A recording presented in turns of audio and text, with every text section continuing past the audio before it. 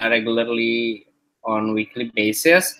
Just like, for example, this week the deals is like from Dell's laptop on Walmart, for example, or for Dell Mm-hmm. laptop or like Lenovo laptop, and then yeah, but usually the deals is just actually same with sometimes the deals the price that is shown on the deals is actually the same with the price that is actually shown on Amazon, so it's not really a deals because the current market is actually on that price. Yeah, the current price is actually on that level. I mean, like, well, how could you have the audacity? But yeah, maybe that is one of their strategy to show that I mean, like, to get more awareness or like attention from the market. Is, oh, this is a good deals, but actually when you check to other platform, the price is actually the same and not really a not really a good deal. I mean, it's just like the price is lower, not really a deal. Yeah, I mean, like, I'm still trying to find which way it's like more convenient for me, or like maybe Mm-hmm. I mean, like, I think that both ways, whether it is like manually checking to each merchant or like scrolling through Slick deals are convenient for me, but I'm still trying to figure out which way is the more effective one, because I mean, like, somehow I feel like it is not suffice for me to only check on Slick deals, and Mm-hmm. as we discussed before that this sometimes Slick deals deals from Slick deals is actually like there's a gap. I don't know, like it's like letter from the information from the deals itself.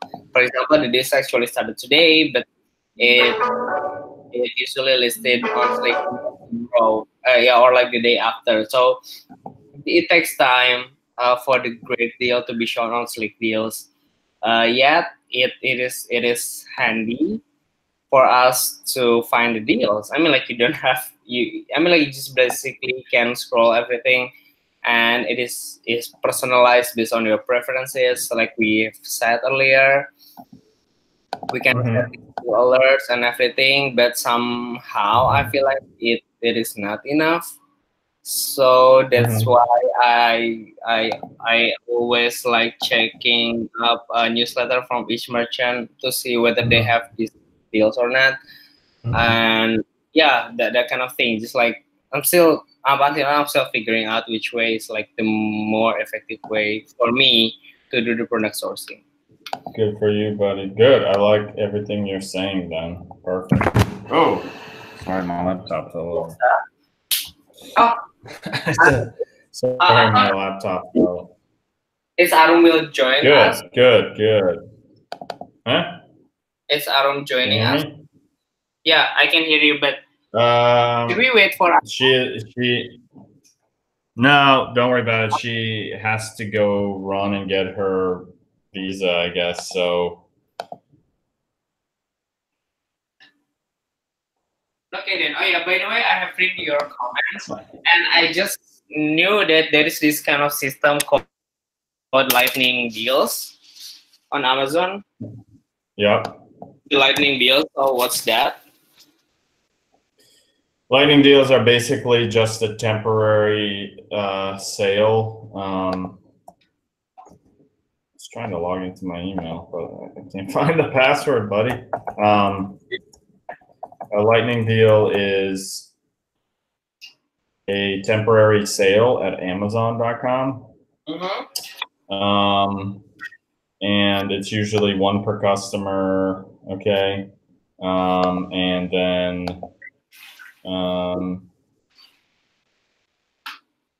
it's usually so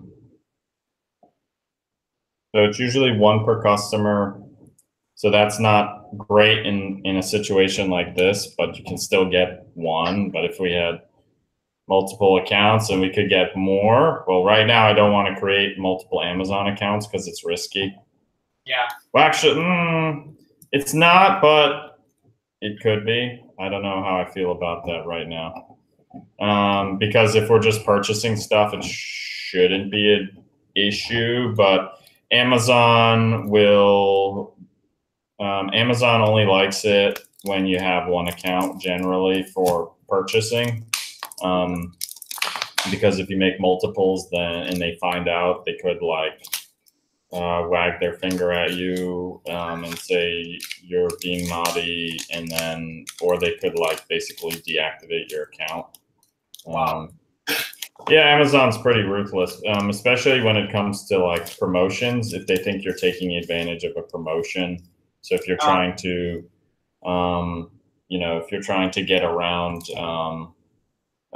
order quantity limits or something like that, that's particularly where they take issue. But anyways, Lightning Deals is basically, it's a temporary promotion. It's usually about 24 hours. There's usually a limit as to how many customers can sign on to the deal. Let's see, today's, and Lightning Deals run all the time. But you'll know a product is a Lightning Deal when, okay, you can sort by the Lightning Deals. So this is an example of a Lightning Deal. Like, let's just look at this thing. Oh. Okay, and then you're going to see over in the buy box that there will be some time, and then it will say the percent of customers that have basically utilized this Lightning Deal. And then when it gets to 100, no more people can purchase it, but you can join like a waiting list in case, like an order is canceled or something by a customer. So then you can have the opportunity to get it yourself. So that's what a Lightning Deal is. In the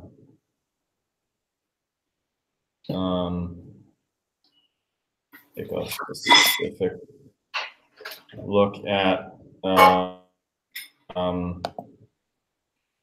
computer is crawling right now. No, it's not what I want to look at. Okay, this. Yeah. Are you using like or Am I what? are you using like external mouse? Because I can't hear when you're clicking. Oh no, I'm using my own mouse. I guess my mic's just really good at picking up the background stuff. Okay. So for the product in particular, the one you found, which is kind of cool. So if you go to the Keepa graph, not every Keepa graph will have this because maybe the product never ran a Lightning Deal, but you do have the option of selecting the Lightning Deal icon, and then it will display in red here, when they ran and which price. So you can see that it's like almost every week recently or every 15 days they're running a deal for about 130.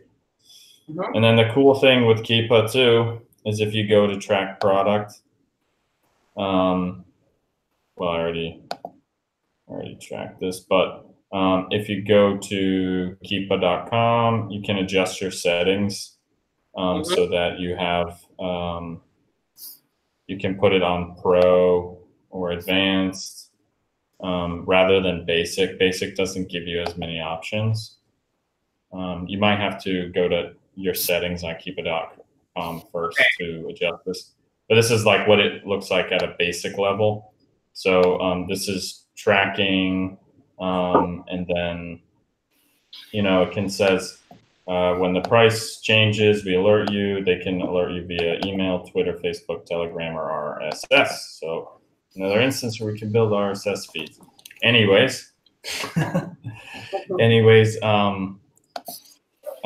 so that happens kind of automatically. And then with the Pro, I like it more because they give you this option to track Lightning Deals. You just have to unclick this, I think, because it grayed it out. So then they'll send me an email of when a Lightning Deal is coming up for this price or below. Okay, and then it even tells me the average of price of the Lightning Deals too. So I know that, okay, well, next time this comes up, we can purchase this product. And then the reason I said it was a good deal. I mean, it's not a bad price. Like honestly, this is not a bad price. You know, the ROI is not handsome. The profit per unit is not extremely handsome, but Yeah. you know, we could buy these in volume, you know, and sell them because I imagine these are selling okay. Not sure about the actual number of units being sold per month here. I didn't look at that, but you know, if we grab these during a lightning deal, okay, yeah, it's not. If that's accurate, that's not, you know, that's not terrific. 35 a month, but it's not bad either. But if we got it during a lightning deal, you know, it's $30 less. There's no chance you're going to lose any money. In fact, you'd be getting, you know, instead of $12, you'd be getting $42, which is basically more than what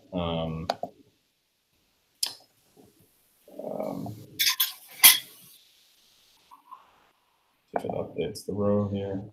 Oops, messed this up. Yeah, that's 32%. That's nice.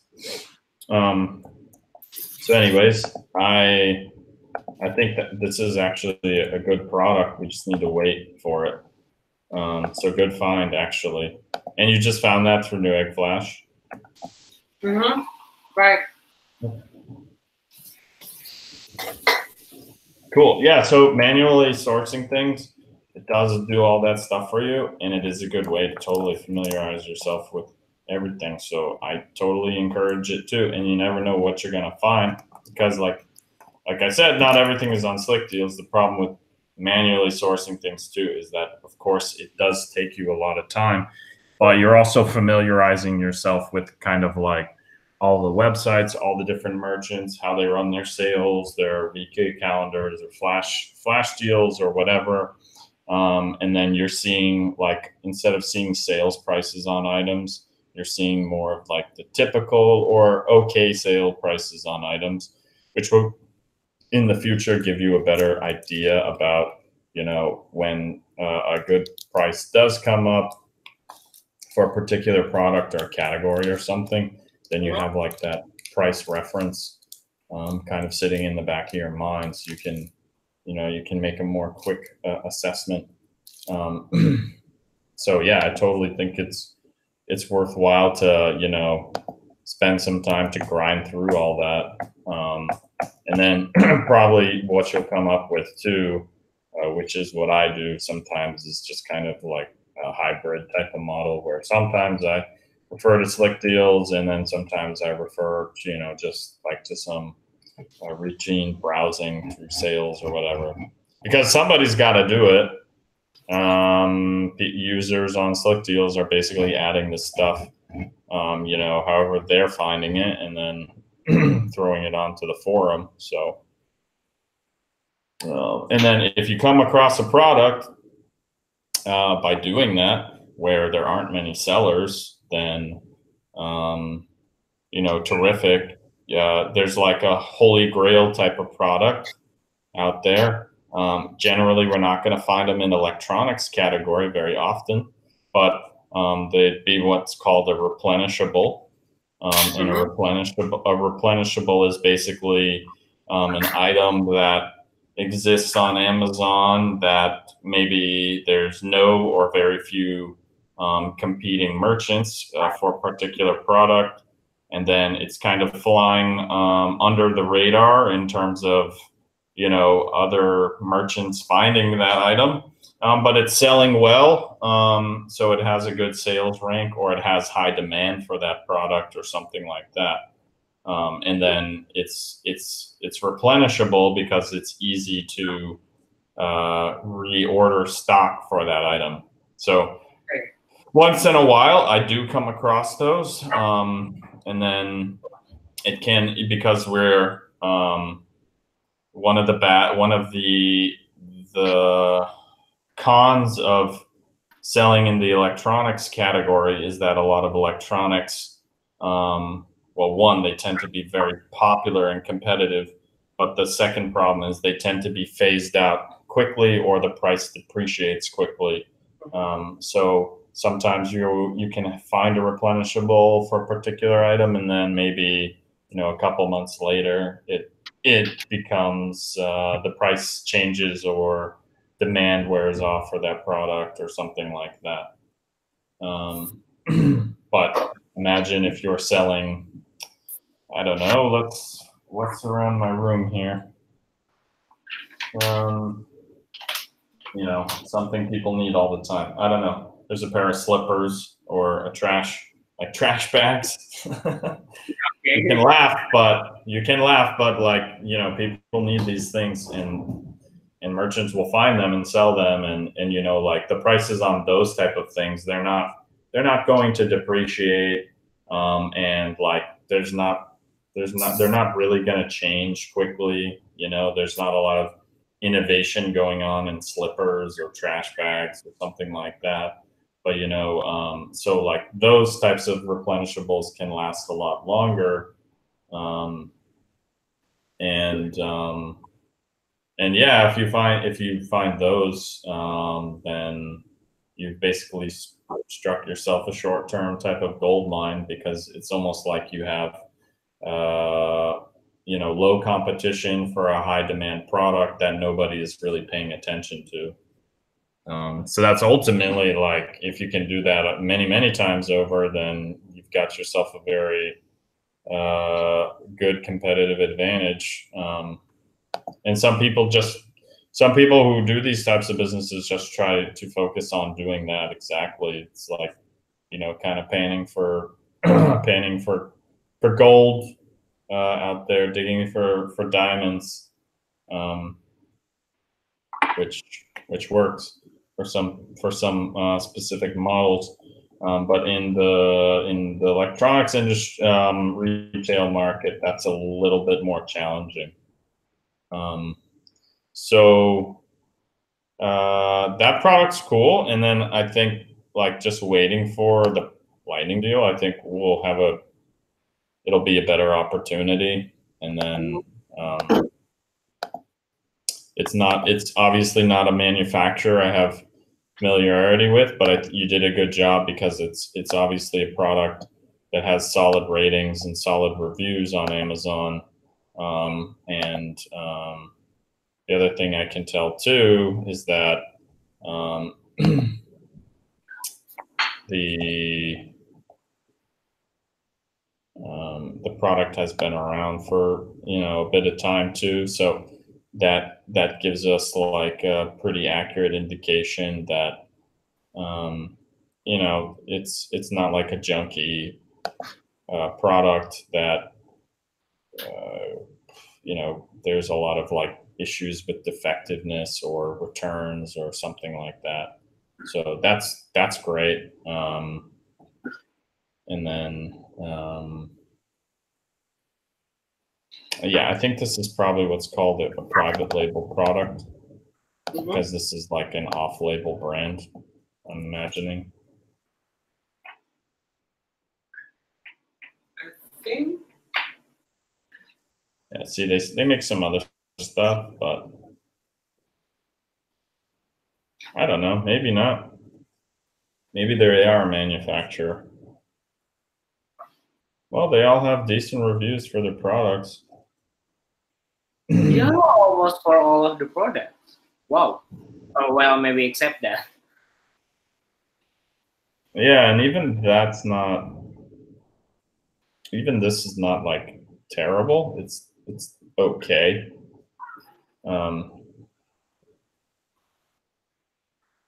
But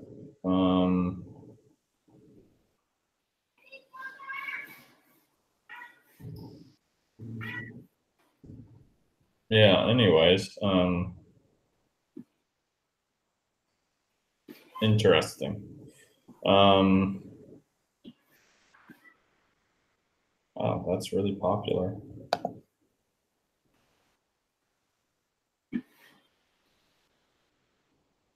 It's a Android box it's like a media player basically. Instead of having a computer and like a Chrome stick or whatever. Sometimes I get a little bit concerned with these types of off-label brands, but because it used to be easier for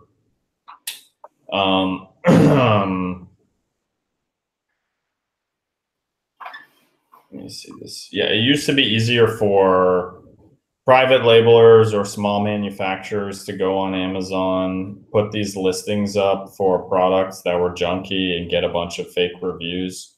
Or what they do, what else is called, like they'd hijack old listings, which basically means you took an old listing for a product that's no longer being sold, let's say. So they found a listing for a product no longer being sold, and then they basically updated that listing and put their new product over it.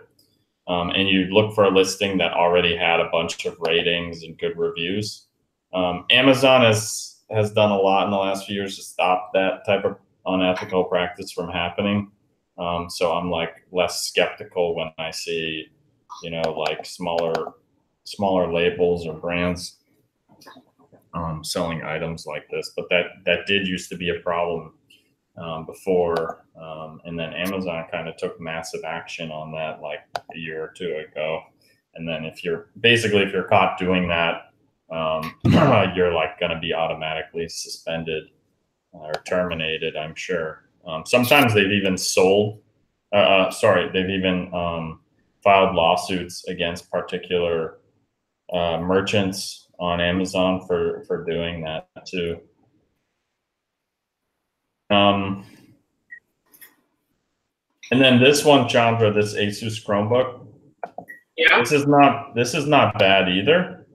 But the thing from my perspective is that the way I evaluated this was one, well, I'm like, okay, so we're finding the same price that was available on Amazon, which is that doesn't make it a bad thing at all.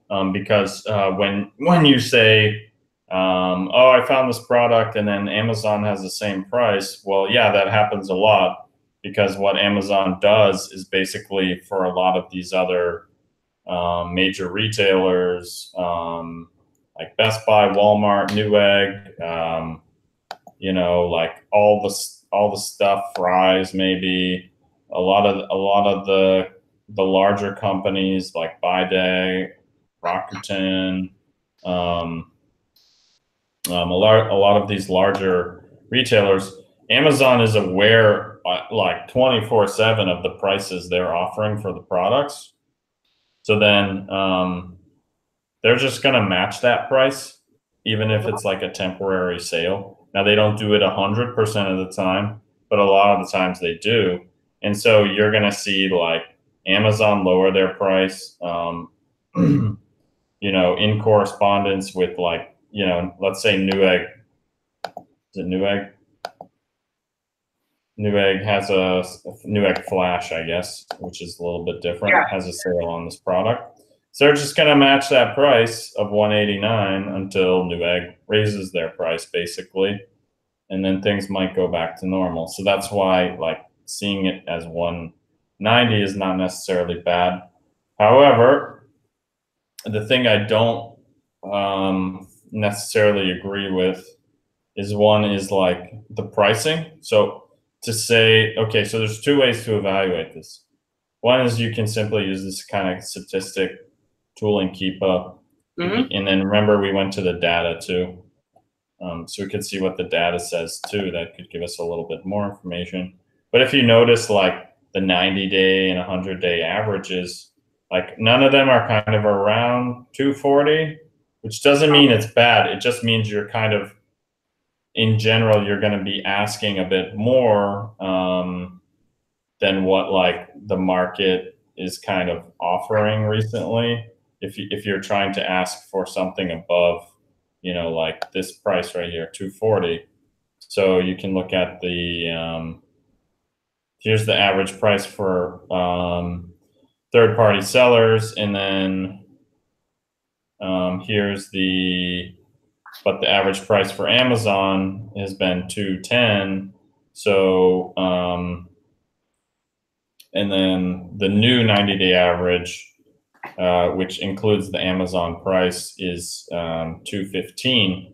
So you're asking for a price, and then the one that's most important too is the buy box price, which is 210 over 90 days. So that means like maybe it doesn't include the shipping price in the buy box price, but for the most part, I'm assuming based on the graph that Amazon is the one selling this product because we see they've had it in stock. Now, recently they've gone out of stock,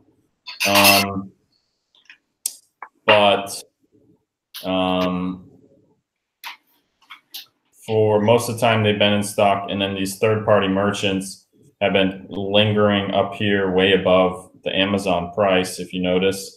And then they're not really moving their product until recently. Well, they got lucky. Amazon's gone out of stock, and now they're selling it. But you know, the sales rank also, as soon as Amazon went out of stock, and the prices started going up too, the sales rank went up a bit. So now you see the sales rank going up more and more, and recently it went down. Not sure why, but you know, probably this product's moving a little bit slower now. Anyways, to make a long story short, like when I'm looking at this, I'm just like, well, most of the time the price has been 199 or 180, 189 occasionally from Amazon directly, and then the price climbed back up temporarily, but like, you know, maybe this was just like kind of a holiday sales period thing. But I'm like not super convinced that I'm gonna get 240 in the margins. If we go back to the sheet here, the margins for this product, they're just like so thin that if we didn't get 240, like the lowest we'd be able to sell this product for is like what is it, 220 or something? Oops, wrong column.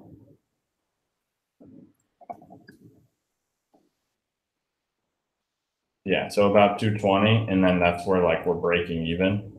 So like the break even price is pretty close to, you know, the break even price is kind of above the 90-day buy box average price, which we saw in the data. And so I'm just like, well, you know, there is the potential that Amazon could continue to be out of stock, but if they come back into stock, what's their price going to be? And then okay, are we just going to be, are we going to get lucky in this one, or are we just going to be holding on to inventory waiting for Amazon to sell out again? And so like when I'm making this assessment in my mind, I'm just thinking like, well, it just seems like kind of a lot of risk for a low reward on this product. And then in my mind, it's just like, it's not a clear winner for me. Yeah. And then the other thing is too, is I can see there's a gray model available as well. And then, you know, the gray model right now is 199. Yeah, it temporarily has gone on sale, you know, or something. And then you can see all the other sellers over here waiting for their chance for the product to get sold out of stock. But none of these guys are actually holding on to the inventory either. They might be drop shippers, some of them may have inventory themselves. But what I don't see is a lot of fulfillment by Amazon merchants. So that means like they're not actually keeping the inventory at Amazon. Because if they actually don't, if you own the item, then and you're using FBA, then you actually physically have to have it. So like the sellers utilizing FBA, I know for certain that they actually have the stock on hand. They actually own they actually own it. They're not just using like a drop shipping type of model or something like that. So for those type of sellers, of course, they cannot hold on to the product forever. So like these guys, of course, you know, the larger sellers, like I'm certain like these sellers, like they actually have the product, most of them. Yeah, like there's not too many FBA sellers either. I don't know, buddy. Okay. But that's the way I'm looking at it. And then I went to Best Buy. They have this product too. It's also $199, but it could be just the fact that Best Buy is price matching this one. But I think it's a good. I think it's a good find in that you found it manually, because there isn't that many sellers. I don't. It's just hard for me to say like clear cut, like this is great. But at the same time, I don't know. It could be interesting because it's low price. It could be one that's interesting to sell for. Try to sell one and see how it goes. Yeah. I wouldn't mind that. I wouldn't mind that actually, to give you some freedom to play if you feel confident about it. Well, after our discussion, I don't feel confident. Well, that's just my opinion, man. I'm not God or anything. It actually opens my kind of perspective. I mean, like, I get your perspective, and I mean, like, I did not really aware that this product is also has the gray color, and the gray color is actually close. I mean, like, the gray color has lower price, even though the model is actually the same. And also, I did not realize that this product has been, like the price of the product, the average price of the product for like the past 90 days is actually a bit lower than the current price. Yeah, I mean, like, there's another thing that I did not really anticipate. So yeah, I mean, like, thank you for your perspective. No problem. Well, I can let you buy one, no problem, because it's not the most expensive, and then you can, if you want to buy it, go for it, man. Like, I'll prove it, and if it takes a loss, then or it sits in inventory for a while, then fine. But if you want to use it as an opportunity to see, like, how confident you feel about your own analysis on things, and that's cool. I don't mind, because like the risk of this product is relatively small if you're just buying one unit, and then like I don't think you're gonna lose any money, and then if you did, it would be not too much. So I'm happy to provide it to you as an opportunity to to test your own skills here if you want. It's up to you though. But that's I wanted to, even though my my analysis is not like, I'm not looking at this product and I'm like, it's super clear cut that I would buy this, but that doesn't mean like I'm a little bit more risk adverse when it comes to products like that, because I feel like, well, I'm looking at the graph, I'm looking at the other variation of the product, and I'm not seeing a pattern here in my sort of experience where it's clear cut that I'm going to be able to sell this product. And then I think the pricing you're asking for 240 is like the maximum, because the product itself, the gray model, it sells for 230 as a retail price. The retail price of the item itself is 230. So if you go to Best Buy, for example, or wherever else they're selling the product, I think the maximum the retail stores are going to sell the product for is 230. So if you got to 40, then you're getting $10 above the retail price, which to me means like, well, then you're asking a bit above normal, which for some instances is not, for some instances, like, yeah, that can totally happen.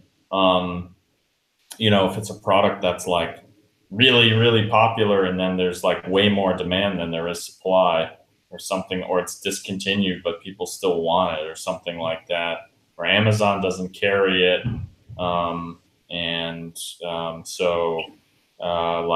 Sellers on the Amazon platform can get a little bit higher price. But generally on Amazon, you're going to find that most of the time the price is a little bit lower than most retailers. Not all the time, but sometimes. So that's why, like, when I'm doing that assessment, I'm like, well, he's asking 240. That doesn't mean he won't get 240, but he's asking for a bit extra. And then and then if we say we're going to sell the product for 230, well, then, like, you know, it doesn't mean we're going to lose money, but the margin is like super thin. Now, do I think you can sell the product for 230? Yeah, I think you can. But the question is, when would it happen? And so to me, it's not like, I'm not super sure. Amazon could come in back in stock for this product like anytime, and then who knows what their price would be. So then you're like hanging on to this product for a while, maybe a month or two. So that's my assessment. The reality is I never know what will happen. That's just the way I'm thinking through it. But I still think it's a cool product that you found, because I like the fact that Amazon is like a little bit sold out in terms of the stock, and then the price is like kind of fluctuating here and there. And then you have some other FBA sellers too who are selling the product for a bit higher, you know, than what the product is being asked for. Most of the time, FBA sellers are rather smart, especially the larger ones, so they know what they're doing. But then just be careful, like if you're pricing things next to other FBA sellers, competitors, but like you don't think they're smaller sellers, or their pricing behavior like doesn't really make sense. You just have to be cognizant of that, because sometimes, you know, if we're a business, sometimes copying other business models makes sense. You know, just copying their models can make sense. So if it comes to copying a particular item they're carrying or a price, then yeah, like we can do it, as long as we feel like in our own analysis it makes sense. So if you want, I can clear it for you, and you don't have to decide now, but you can do it later. But I'm not saying it's the worst product in the world. I just think the price you're asking is a little bit higher.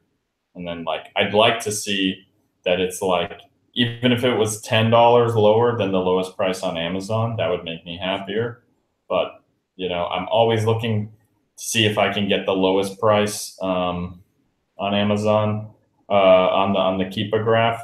And you are, but like the thing is, if you're looking at the Keepa graph, like that kind of 189 price period that was available on Amazon for that product, like it lasts like about a week here, but then, you know, like this low price here for 199, so 200, that lasts for a bit longer. That's, you know, maybe it's more than a month and a half or something, you know. So I'm just like, I'm concerned that that price reduction is a little, I like to see it when the price reduction is like something like this, where it's like a couple days and then the price shoots back up. Like that's what I like to see in a graph, because then I know the sale is truly temporary. Rather, it's like, oh, this is going to be on sale for a month or two. You know what I'm saying? Yeah. Yeah. So it's up to you, man.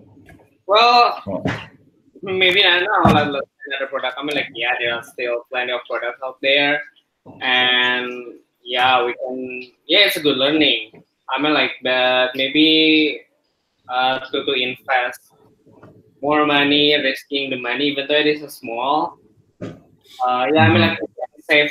Yeah, I think in my opinion, maybe we can save the money or like use the money. Okay.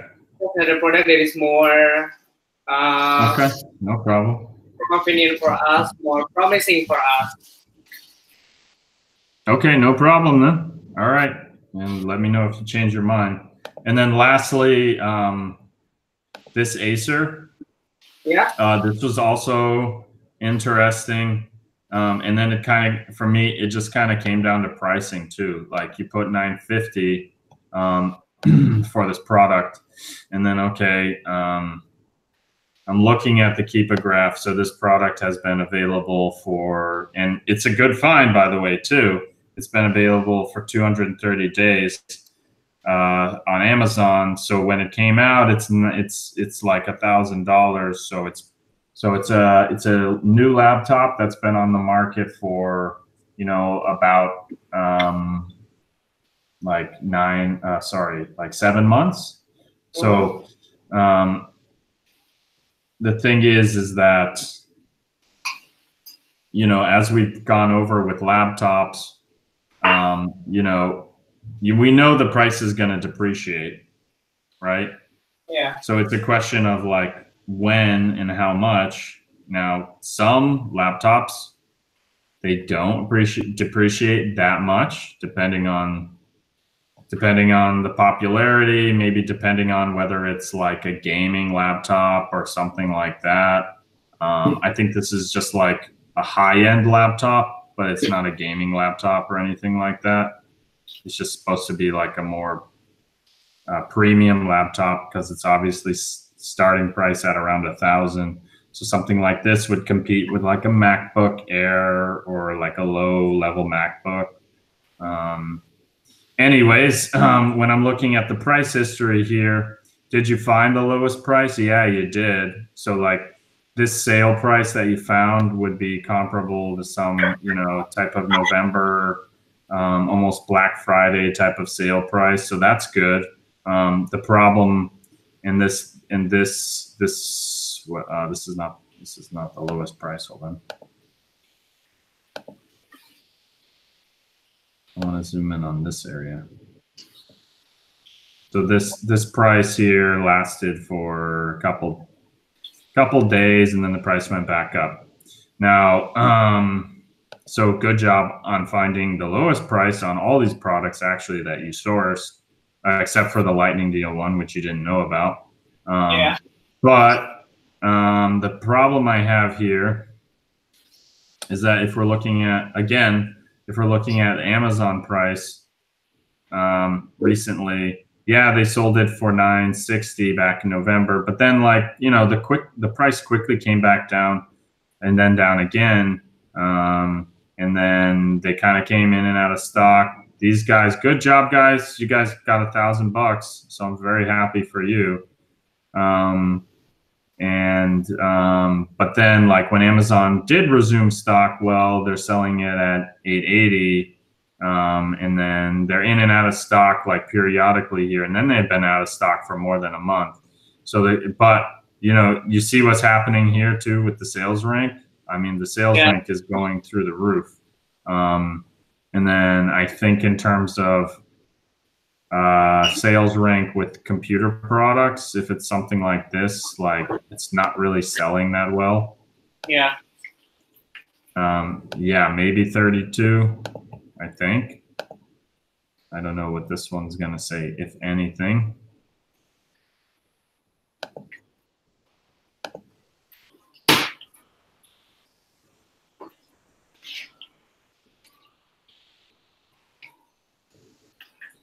Well, this one's saying that, well, this one doesn't even tell us any, this is with Jungle Scout now, but it's not telling me anything about the estimated monthly sales, I guess. Oh, it doesn't have a rank in the parent category. Oh, that's weird.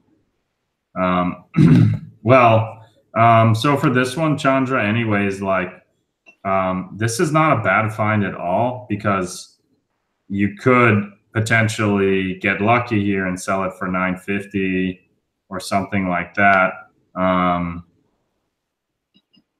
When you're thinking about like these types of deals though, you want to think about like worst case scenario here, and you want to think about, well, what is like, if you're on the consumer side of things, like how would the actual like consumer and how would the market actually determine, like, let's say, the fair price of this item? So like, and what I mean by that is, let me find you another example. Let's see, how about the Google Pixel book?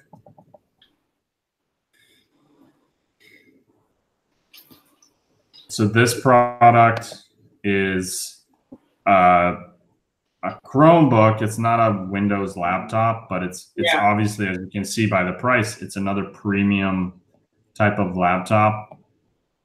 I think right now Amazon's not selling this anymore. I've sold this plenty of times now. I'm going to show you the graph too.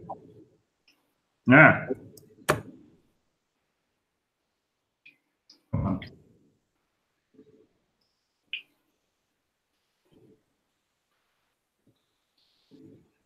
And yeah, let's like back here too, like just looking at the quick statistics, like, you know, again, the price you're kind of asking for is like pretty high above the average prices. And then if we dig into the data too, while this is loading, hopefully. Yep. Okay, that's loading. Cool.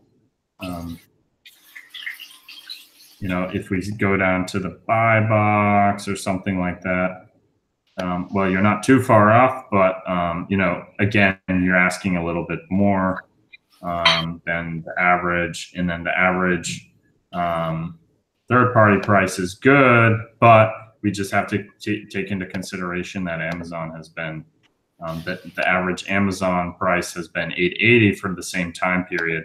So that tells us, like, if Amazon was in stock, these third-party merchants are not moving inventory because Amazon's obviously the price is much lower, so customers would buy from them.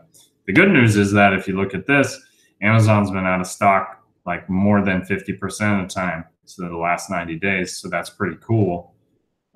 So when you find a product like this, it's good. You just have to make sure that the price that you're going to sell it for is going to be something achievable.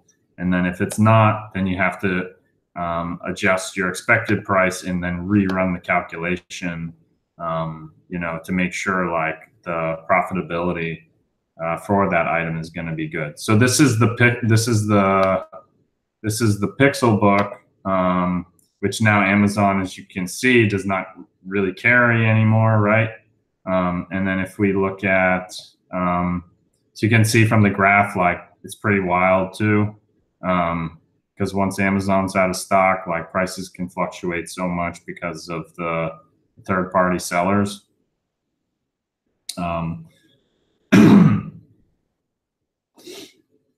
If I go to the year view, you can see it's another type of product where, like, like once Amazon is in and out of stock, like here's a good example. Amazon's in stock at $750. New, you know, third party sellers are selling it for $815. The buy box is $850 or $750. So you know they're not selling product. And then once Amazon goes out of stock, like, third party merchants step in and they're selling. Here, Amazon is in stock, but they're selling it for $900. So, you know, the third party market is controlling the price here. And then eventually, I think Amazon stepped back in at $700, and then they quickly sold out. I think the product is pretty much just about discontinued now. So I don't think you can really find this product much anymore. But anyways, like, when you're looking at a product like this, where it let me see when it launched. Okay, see, it launched back in November 2017, right? It launched at $1,000. Well, the price for this product actually didn't depreciate that much at all.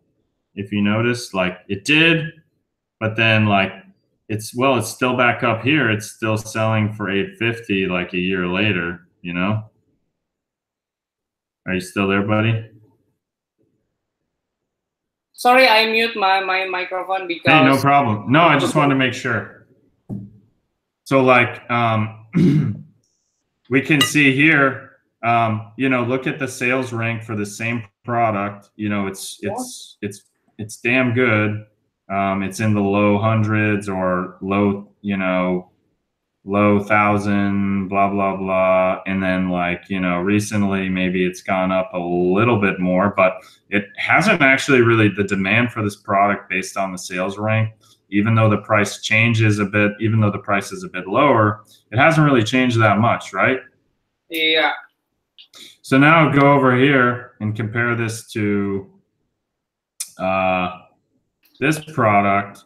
And now if you want to talk about a story about pricing, oops, open the wrong page. Sorry.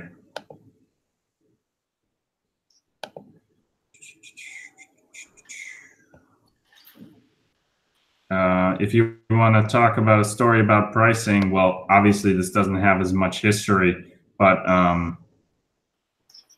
if we're looking at, this is not going to help us because let me get rid of this. I think. I want to zoom in on the price. Can I zoom in on prices? There we go. So, you know, down here with this type of price, it's pretty popular. But then recently Amazon's gone out of stock, and then like we're really seeing the product popularity like really drift off now. So that kind of gives us an indication that like this product could be popular again, but like you gotta adjust the price accordingly versus like I wish, okay, that's the problem. It's up here. There we go. Okay. Because yeah, there we go. So you can see like when this launched, you know, the product came out. Sometimes products need a little bit of traction in the first month or so to get, you know, a good sales rank. But then once it's kind of established, then, you know, the sales rank is decent. It's not as good as the Pixelbook, so, you know, it's not as popular. You know, clearly recently the price has increased, and so has the sales rank accordingly. So when you're talking about pricing for a particular item like that, like I'm not seeing the potential as there is with this item to really like get a good price like that's close to the original price is what I'm saying, as there would be with this one, because the, you know, the sales rank is really above the average sales rank here that we're seeing for most of this product's life cycle. Does that make sense? Yeah. Okay. All right. So like, I'm not saying that's a bad product either. I'm not saying it wouldn't sell, but I just think when I'm doing the pricing evaluation, I'm like, well, you know, like the last time, you know, sellers right now, maybe they're going to get, you know, $925, or some of these lucky ones here got 1,000. But I think like for the most part, like the price you're asking is again, it's like, it's pretty above like the average price for basically, you know, on the graph, I don't even see like 950 achieved except back here and then back here in this time period. So like to achieve 950 to me would seem like, well, that's above average. And then what I think would be a more realistic price for this item would be something more like either 900 or yeah, like 8, like 99, 880 or something like that. So then when I'm thinking about that in terms of the calculation too, like, well, we go back here and then it's not terrible, but it's a good margin, but it's a low ROI. So it's like, do I want to or not? So yeah, I mean, they're good finds, man, for sure. Like, actually, all of them are pretty interesting finds. And then you found stuff where Amazon is not carrying the product, which always makes it, you know, that always gives it a much larger advantage, honestly. Like, if Amazon is sold out of the product or Amazon is not carrying the product, then that's way better for us as opportunities.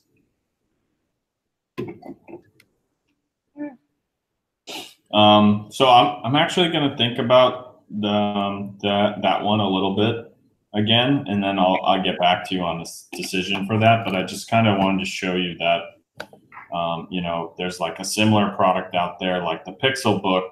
Well, it's really, really popular. You have more data because it's been on the market a lot longer. Maybe it's a model that's been discontinued recently, but like in terms of the sales rank and the price, like, you know, a computer that's been on the market for 500 days, you know, the price has only depreciated, what, 15%? That's pretty damn good. Yeah. Versus, you know, something like this Acer. Well, there's plenty of Acer models. There's plenty of variations. Honestly, there's only kind of like a few Pixelbooks, and everybody loves Google. So that kind of happens with like the really popular products like Google, Apple, like really big brand names where they only make a few of the product.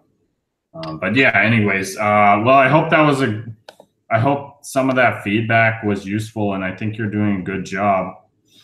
And then, you know what I was thinking too, Chandra, is maybe sometime, you know, not right away, but in the future, maybe you could do some live sourcing on your own, and then you can either record it for me, or I could watch along with you and provide you like instant feedback or something. And then that'll give me a better sense about how you're doing things too. And then, you know, maybe I could provide some guidance to you. But I think you're totally, like I said, I think you're really getting the hang of things. I think you're on track. And of course, like, there's always things to learn. I always learn stuff all the time too. Okay. All right. Thank you very much for your feedback, Tariq. All right. Enjoy your food, Chandra. You know that? Of course. Of course, man. I was cooking. I'm hungry too. Yeah, I was cooking and hungry. I mean, like, I still can listen to you, but yeah. Yeah. Don't worry, man. No problem. All I say is, like, as long as I know that you're improving and I see that, I can see it in the things you're sourcing. I can see it. So as long as we're good on that, I don't really care. Like, honestly, like, I want you to enjoy your life and enjoy your food and all that stuff. So now you made me hungry. I'm sorry. Well, I should go eat. And I think in terms of the next meeting, yeah, we have a bit of time. So I'll catch up to you then, and then I'll keep that one short because this has been really lengthy. Yeah, sure. Okay. All right. Thanks, Chandra. Yeah. Talk to you soon. All right. Bye.